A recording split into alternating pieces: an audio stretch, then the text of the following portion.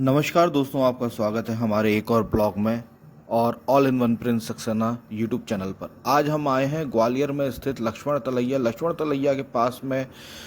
लक्ष्मण तलैया पर एक गुफा है जिसका नाम है स्वामी तुलसीदास गुफा। तो आज हम गोस्वामी तुलसीदास जी की गुफा के बारे में हम आपको बताएंगे कि इसका नाम तुलसीदास गुफा क्यों पड़ा है। ग्वालियर में लक्ष्मण तलैया पर दास की गुफा नाम से एक स्थान है। यहाँ पर गोस्वामी तुलसीदास चतुर्मास के समय में आया करते थे। इस गुफा की लंबाई लगभग 25 फीट है, जिसके अंदर हनुमान जी और शिवलिंग बने हुए हैं। इस स्थान पर पिछले 18 वर्षों से लगातार रामायण चल रही है, जिसमें दिन रात रामायण का पाठ किया जाता है। इस मंदिर में प्राचीन काल से ही विद्वानों का आना जाना रहा है। यहाँ पर एक समय में गोस्वामी तुलसीदास ने चतुर्मास के समय गुफा के अंदर रहकर साधना की थी।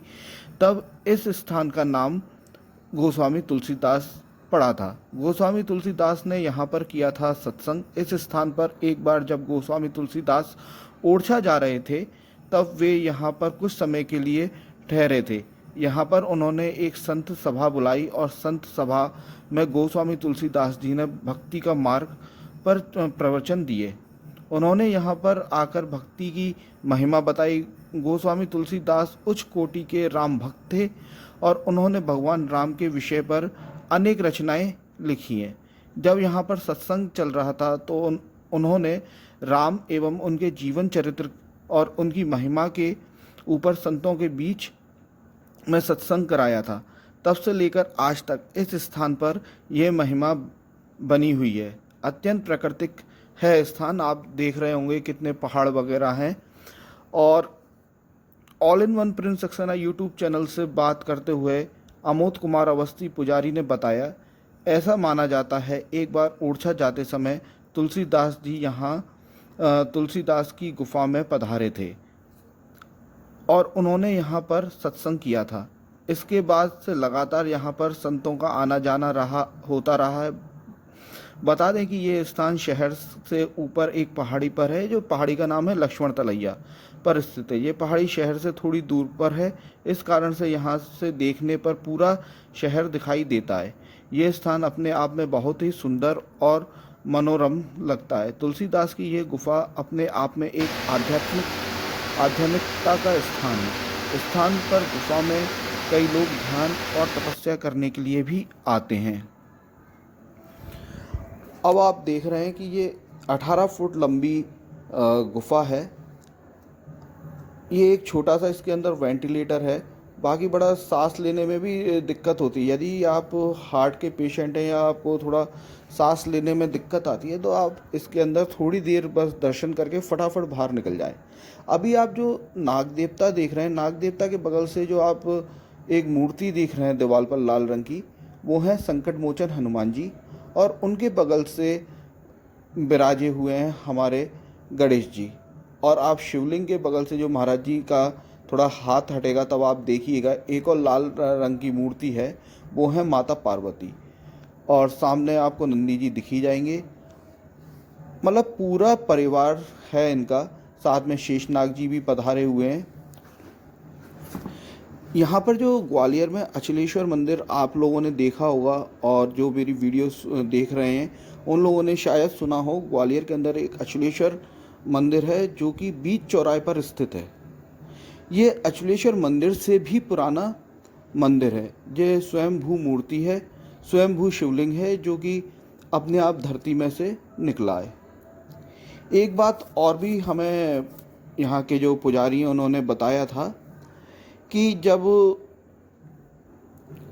यहाँ पे तुलसीदास जी, मतलब अनेकों कहानियाँ हैं, जितने मुंह से आप सुनेंगे अनेकों कहानियाँ हैं। तो एक कहानी और भी है जो मैं आपको बता देता हूँ कि जब यहाँ पर तुलसीदास जी तपस्या कर रहे थे तब भगवान हनुमान यहाँ पे पधारे और उनसे कहा कि महाराज आपकी तपस्या पूरी हुई और भगवान श्री राम चित्रकूट में पधार रहे हैं, आप वहाँ पर जा कर के उनसे मिल सकते हैं। तब तुलसीदास जी ने हनुमान जी से कहा कि मैं उन्हें पहचानूंगा कैसे।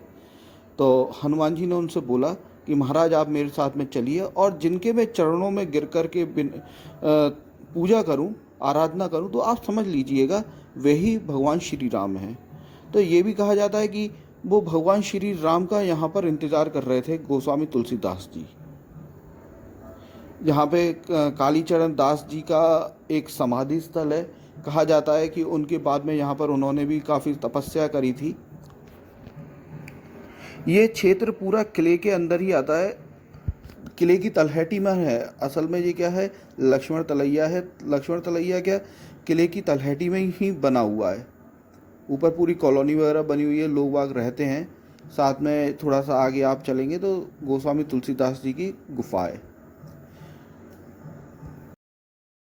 फिर तो अब बताएंगे। ये हो गए संकट मोचन हनुमान जी जी ये हो गए श्री गणेश जी जी ये हो गए पार्वती मैया जी ये हो गए नागराज जी ये हो गए नंदीश्वर जी। अभी आपने गोस्वामी तुलसीदास जी की गुफा देख ली और उनकी कहानी भी सुन ली कि ये गुफा क्यों ज़्यादा चर्चा में है। उसी के बगल से एक गुफा और थी। वैसे तो आपको कई सारे यूट्यूब चैनल्स ने आपको तुलसीदास जी की गुफा को दिखा दिया होगा, लेकिन उसके बगल से एक गुफा और है, वो किसी चैनल ने नहीं दिखाई होगी। तो all in one Prince Saxena के माध्यम से आप उस गुफा को भी देखेंगे। आप देखें तो बहुत सारी गुफाएं इस तलहटी पे बनी हुई है, क्योंकि किले की तलहटी से ही लगा हुआ है। तो कई सारे राजा महाराजाओं ने यहाँ पे शासन किया है। उनके कुछ गुप्तचर वगैरह भी रहते होंगे, सैनिक भी रहते होंगे, तो वो इनमें अंदर छुपे रहते होंगे ऐसा पुराने समय पर। जब हम इस गुफा के अंदर थोड़ा सा मुंह झाँका तो बड़ी बदबू आ रही थी। आप देख रहे हैं एक सीढ़ी भी बनी हुई है, ये प्राकृतिक नहीं कटी है सीढ़ी। ऐसा मेरे को लग रहा था कि किसी व्यक्ति ने इसे काटा है ना, किसी इंसान ने इसे काटा है। यूँ तो बरसात का मौसम है तो कीड़े मकोड़े हो सकते थे, कोई जंगली जानवर हो सकता था, लेकिन हमने अपने दर्शकों के लिए रिस्क लिया। तो आप भी चैनल को लाइक शेयर सब्सक्राइब ज़रूर करिएगा। जब हम आपके लिए इतना रिस्क लेते हैं तो कम से कम लाइक शेयर सब्सक्राइब तो करिएगा। टॉर्च हमने जलाई, अपना कैमरे की लाइट जलाई, तो कैमरे की लाइट जला करके जब हम बिल्कुल अंदर तक गए तब हमने ये पाया कि एक गोल छत में एक छेद है गोल, और उसके बाद में ये यहाँ पर एंड हो जाता है। यहाँ पर भी कोई जो बड़े कोई संत होंगे पुराने, वो तपस्या करते होंगे, और किले में कई राजाओं ने शासन किया है, तो उनके गुप्तचर सैनिक वगैरह कोई भी यहाँ पे छुप करके बैठता होगा। आज के समय में भी कोई गुंडे बदमाश आकर के यहाँ पे छुप जाते होंगे। बहुत ही बढ़िया स्थान है। अब आप देख रहे हैं कि कितनी ज़्यादा इसमें गंदगी हो रही थी अंदर चमगादड़ों की। हमें कोई भी काट सकता था, हमारे मुंह पे अटैक कर सकता था, लेकिन बस अपने दर्शकों के लिए रिस्क लेना है। All in one Prince Saxena YouTube channel को तो लाइक शेयर सब्सक्राइब ज़रूर करिएगा। बहुत सकरा रास्ता था, इसका जो प्रवेश द्वार था बड़ा ही सकरा था। मतलब उसके अंदर मैं फंस भी गया था कुल मिला करके। और जब भी आप आएँ तो बड़ी होश में और सरलता से यहाँ तक चढ़ें, आराम से चढ़ें, फिसलन काफ़ी है। फिर उसके नीचे जब हम गुफा से नीचे उतर आए तो हमने एक और यहाँ पे तालाब देखा, जो प्राकृतिक रूप से तालाब कटा हुआ है। और आप जो ये झरना देख रहे हैं, ये 12 मासी इसी धारा के साथ में, मतलब जो पानी जो गिर रहा है इसी मात्रा में ये झरना 12 महीने चलता रहता है। बरसात सर्दी गर्मी, कितनी भी बरसात हो जाए ये धारा तेज नहीं होती, इतनी ही रहती है। गर्मी कितनी भी हो सूखती नहीं है, और ठंडों में भी ये इसी तरीके से बना रहता है, और तालाब इतना ये भरा रहता है। अभी जो आपने तुलसीदास जी की गुफा देखी थी, ये उसका पीछे का दरवाज़ा आप देख सकते हो, ऐसा पीछे का दरवाज़ा भी था। वो कुछ वेंटिलेटर वगैरह के लिए उन्होंने, वेंटिलेशन के लिए उन्होंने बनाया हुआ है दरवाज़ा। इस तरीके से पहाड़ पे बना हुआ है। कैसा लगा आपको यहाँ का दृश्य, यहाँ का जो हमने आपको आज लक्ष्मण तलैया तुलसीदास जी की गुफा घुमाई, और साथ में एक गुफा और नई घुमा दी। आप कालीचरण दास जी जिनके बारे में मैंने बताया था, ये उनकी समाधि यहाँ पे बनी हुई है।